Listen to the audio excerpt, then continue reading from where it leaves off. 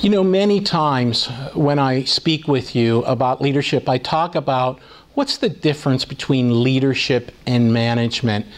And today, I'm going to make it a lot more personal. I'm really going to talk to you, the leader, and talk about what's going on in your head, because as I talk with leaders, I see this conversation being necessary.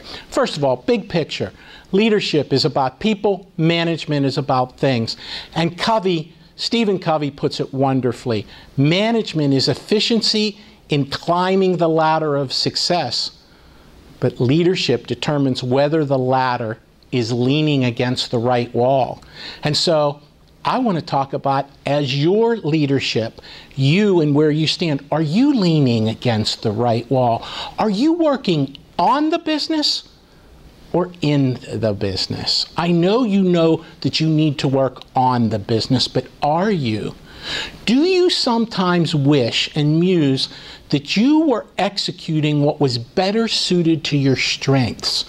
You all know, or many of you know, the instrument by Gallup, Strengths Finder.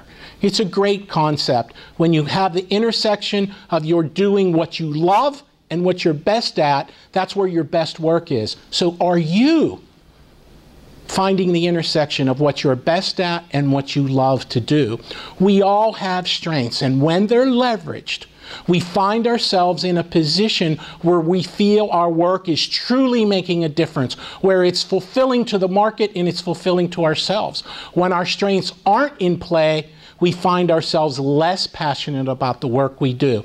So here's 3 key steps, simple steps that you can start to do to transition yourself and your company back towards the work that you really enjoy and you can succeed at. 1, do an audit of your current workload. What does your workload look like? What are the things that you're doing that you love and you're good at? And what are the things are you doing that aren't those? What percentage of what you wrote down relates to the work that you enjoy the most? A simple audit can help you identify how present your strengths are in your daily work life. 2, start thinking about, what does an ideal workload look like? I know this is going to be hard, but begin with the end in mind. What does it look like? Who is it with? When you reimagine what right looks like, then you can start to create the path to finding it.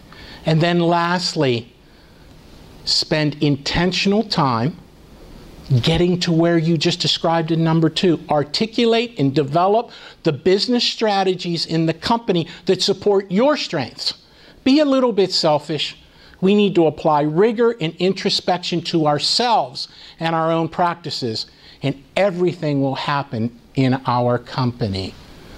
If this topic resonates with you, reach out to me or join me for an upcoming event. This is Len Petrancosta from the Leadership Quest, and that's your Leadership Tip of the Month.